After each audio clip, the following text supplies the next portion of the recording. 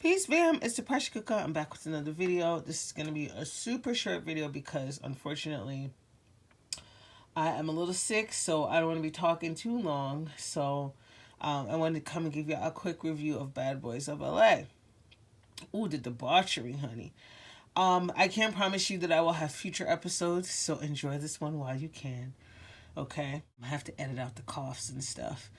So, anyway, watching the first few minutes of this show, at first I thought it was going to be a cast of just gay men because it felt like a lot of the characters were gay. Then I saw that they had a couple people in there that either seemed bisexual, and then they had at least two hetero men.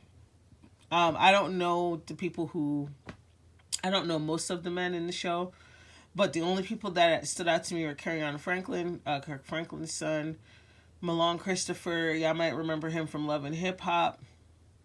Relly B, that's the guy for the commercial Where the Money Resides, who's hilarious. There's a couple other people who I recognize, but that's just about it. Oh, Andrew Caldwell, honey. He was supposed to be on the show, but that's another story. Anyway, so I'm going to say some things, and y'all know I support the LGBT community, okay? But I'm going to be honest. It feels like, and I want to say this is Hollywood's portrayal of the community. It feels like the intro of the show was presenting a lot of the gay men in an over-sexualized way. It felt like they were all over-sexualized twerkers. And I'm going to be honest, it made me uncomfortable. Because first of all, I don't think all gay men are like that. And it just seems over the top that everything is so over-sexualized. Just so, like, and it made me think, like, okay, how would I feel about a woman just always walking around twerking, got her ass out and stuff? Like, there's a time and place for everything. And I feel like I would feel the same way if it was some woman twerking on a light pole just out of the blue for no reason with her ass cheeks out. Like, it's just too much. It's too much. And it's just very uncomfortable because I'm like, why does everything have to be over sexualized like this? This is just how I feel. I'm just being honest. I would feel the same way about women. Like I said, there's a time and place for everything. There's a time and place to be freaky, you know what I'm saying, to be sexy, but this is it's just too much. So I don't know, in the first few minutes I was like, do I even want to watch the show? Because this just seems over the top to me. Anyway, I gave it a chance. Child. When I seen that Andrew Caldwell was one of the people that was supposed to be on the show, baby, Andrew Caldwell came out the gate swinging, okay? So, Andrew Caldwell, one of the things that's very frustrating to me about him is he's a big agitator. Okay, he's a big agitator, and then he likes to turn around and play victim. And he was just doing his basic antics in this show where I think they weren't even on the bus yet. Okay, they were just meeting each other. It was a promo shoot. And Andrew was talking cash money shit to a couple people. There's two white dudes on the show. I think it's Dylan and William. We're going to get into them, okay? And he was talking stuff to them. He was using racial slurs. He was trying to beat people's ass and stuff. And I'm like, Andrew, you're the first one to catch a lawsuit. I mean, to throw a lawsuit on somebody, or, we've even seen him throwing hands and stuff before. So I'm like, Andrew, you need to stop. Like, you're doing too much. He's very irritating. But on another hand, he's very funny. And he's not trying to be funny. It's just because he's so outrageous. He's just very outrageous. So he got into it with Christopher Malone. And I thought for a second they were going to fight. They separated them. Child, it was a mess. So then we get to two of the white cast members. Okay, one's Dylan, one's William. I think Dylan is the one, he's giving me like Macklemore vibes. And I think he's trying to present as though he's a hetero man, but I'm not believing it because, he's talking about, I'm a bad boy because I F a lot of bitches. And I'm just, first of all, I can't stand men like that. Okay, that's number one. This is why I don't know if I'll last with this show. Number two, sir, okay, you got a lot of extra sauce going on. All right. I don't know why you feel the need. Just be honest. He's probably bisexual, but I'm not believing for a second that this man is hetero. Okay. But he was on there. He was like, and I guess he's talking about Andrew Caldwell. He's like, in my city, when you say racist ass shit, we beat your ass on sight. Sir, you're white. Pipe down. Now, whatever it was that Andrew said that was a racial slur is absolutely wrong. I don't know what he said, okay, but I believe that he said it. But the way he was bucking up, I was like, oh no. First of all, you're on a cast with predominantly black men, okay? You better know your place because you'll get your ass beat, okay? But he was just doing too much. I don't know if it was just the intro hype, but that didn't sit well with me.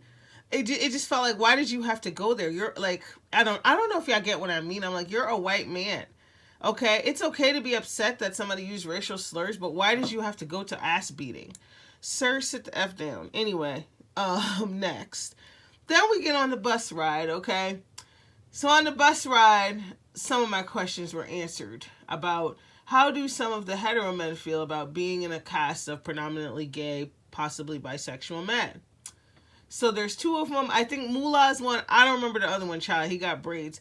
There's so many damn people on this show. I'm guessing they're expecting people to fall off because I don't know why there's so many people on the show.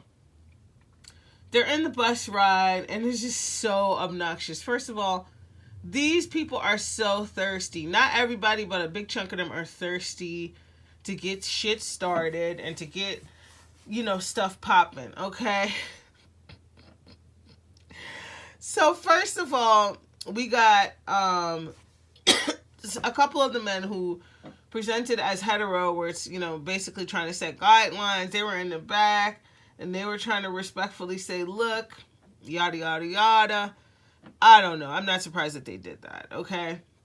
And then the gay guys pretty much ignored them. Then it went to the two white dudes started getting into it. Why were they getting into it? I don't know. And I think both of them have the word, like the phrase, the baddest in their names. Didn't even catch that because I wasn't believing it, okay? So anyway, they got into it. One of them threw a bag at the other one's head. And then they started slap fighting, okay? Most of those slaps didn't connect. It was giving me this, okay? Shout out to Paradise PD. Anyway, once that was over, they got off the bus.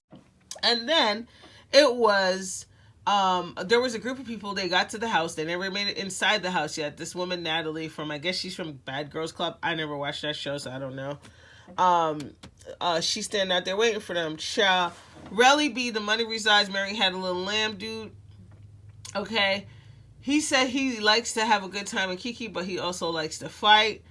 And apparently these dudes decided that they were encouraging the two white dudes, William and Daryl, to just finish their fight because it was not really a fight. Child, they looked scared and shooketh. Okay. The baddest squared. Okay. Looked scared and shooketh. They continued. This time it wasn't no slap boxing, but none of the hits were connecting. As I think it was Milan Christopher that said this. Okay, it was just ridiculous. They could have just sat that one out. They should have just left alone, honey. It was so foolish.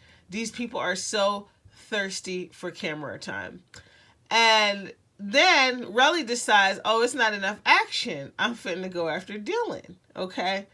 So he goes after Dylan and starts to hit Dylan. Dylan falls into the bush. And then Dylan runs away. Okay, looks scared. Dylan is like, I don't want none of this smoke. Okay, I'm all for the white and white crime, but I'm not trying to find no 6'3" black dudes around here. Okay, Dylan knew very quickly what time it was. Okay, Dylan.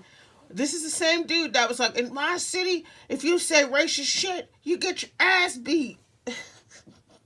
Clearly, you're not doing the ass beating, Dylan, because you got pushed into the bush, okay? Then he came out and he looked so scared. He looked so afraid. That shit was hilarious. Then Relly said, oh, y'all want me to make it even? So he went after William. Excuse me.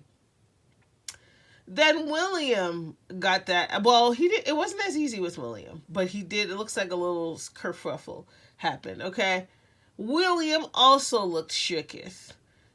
It was just a mess. It was foolish. Now, Relly B, you were doing entirely too much here. I think you had quite a few too many drinks. Okay, for this taping, I was disappointed. I do think he's funny and I like him, but he was doing way too much. Relly B said, listen, I ain't never been on reality TV. All I got is a commercial coming out of a Pontiac, okay? And I'm just a meme and I'm trying to make it big so I can stick around. That's what I was getting, okay? So then he got in trouble. He had to go sit in the van and Natalie was like, yeah, we're not doing this. It was just a whole bunch of mess, okay? Then they get into the house and once again, people are trying to find their rooms. It was just too much going on. The two dudes that were considered themselves hetero wanted to room together because they felt more comfortable.